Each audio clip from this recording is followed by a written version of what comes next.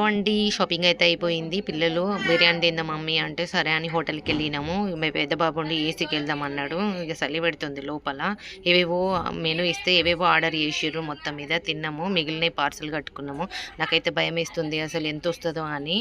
అమ్మో 910 రూపాయలు వచ్చింది. అబ్బా ఏమైందా డల్లు కూర్చున్నావు? ఏం లేదు చెప్పు మమ్మీ, ఆ బిల్లు కోసమేనా?